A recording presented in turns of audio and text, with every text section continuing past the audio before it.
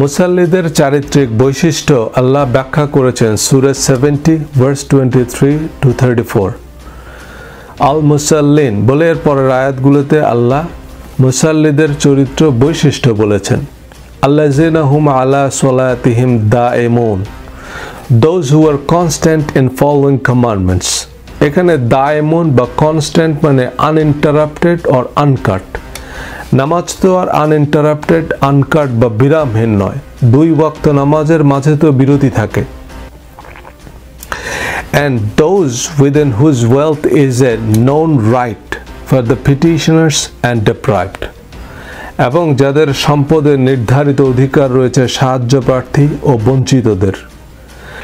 মুসাল্লিদের আরও যেসব বৈশিষ্ট্য এখানে বলেছেন, believe in the last day, fearful of the punishment of their Lord, guard their private parts, trust and promises attentive, আমানত ও ওয়াদা রক্ষাকারী, who are in their testimonies upright, যারা সত্য সাক্ষ্য দানে অটল, who maintain their salat, which means those who closely follow every commandments or divine law in every situation। মুসাল্লিদের যে গুণাবলী আল্লাহ বলেছেন, these are God's commandment as per Quran। সূরা আল মাউন থেকে আরো পরিষ্কার ধারণা পাবেন।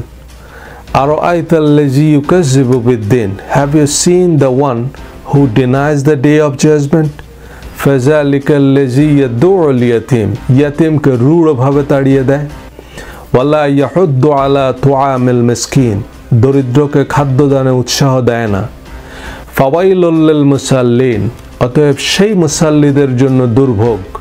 আল্লাযিনা হুম সালাতিহিম সাহুন, যারা নিজেদের সালাতে অর্থাৎ আল্লাহর বিধিনিষেধ অনুসরণে উদাসীন। এখানে ফা বা অতএব সেই মুসাল্লিদের জন্য দুঃসংবাদ, কিন্তু এর আগের আয়াতগুলোর আলোচনা তো নামাজ নিয়ে নয়, বরং ডিভাইন কমান্ডমেন্ট নিয়ে। আল্লাযিনা হুম ইউরাউন, যারা লোক দেখানোর জন্য তা করে। লোক দেখানো মানে কাউকে 2 টাকা দিয়ে ফেসবুকে লাইভ করা। ওয়ায়ামনাউনাল মাউন, অ্যান্ড উইথহোল্ড সিম্পল অ্যাসিস্ট্যান্স, ছোট ছোট বিষয়ে সাহায্য করে না। মাউন মানে ছোট ছোট সহায়তা, যা আমরা চাইলে করতে পারি, যেমন কাউকে পানি খাওয়ানো, রাস্তা পার করে দেয়া।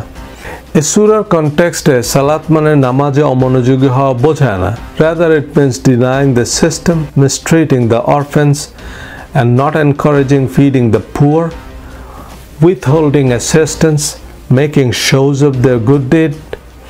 এগুলো হচ্ছে আল্লাহর আদেশের বিপরীত। নামাজি যদি উদ্দেশ্য হতো তাহলে আগে পরে নামাজের আলোচনাই থাকতো, যে যারা ঠিকমতো রুকু সিজদা আদায় করে না, সময় মতো নামাজ আদায় করে না ইত্যাদি। সূরা আল মুদ্দাসসির 42 এবং 43 নং আয়াতে বেনামাজিদের দোজখে যাওয়ার কথা বলা হয়েছে। মা সালাকাকুম ফি সাকরা, তাদেরকে জিজ্ঞেস করা হবে কিসে তোমাদের জাহান্নামে প্রবেশ করালো। ক্বালু লাম নাকু মিনাল মুসাল্লিন, তারা বলবে আমরা মুসাল্লি ছিলাম না। But don't stop here, keep reading. আমরা অভাবগ্রস্তকে খাদ্য দান করতাম না, আমরা অনর্থক আলাপকারীদের সাথে মগ্ন থাকতাম, আমরা প্রতিদান দিবসকে অস্বীকার করতাম। এ সূরায় আল্লাহ কিছু কমান্ডমেন্ট নিয়ে কথা বলেছেন, যেমন অধিক পাওয়ার আশায় দান করো না, তোমার রবের জন্য ধৈর্য ধারণ করো। আমি তাকে দিয়েছি অঢেল সম্পদ, এরপরও সে আকাঙ্ক্ষা করে যে আমি তাকে আরও বাড়িয়ে দিই। নিশ্চয়ই সে ছিল আমার নির্দেশাবলীর বিরুদ্ধাচারী। এ সূরায় প্রার্থনার বা নামাজের কোনো ইঙ্গিত নেই।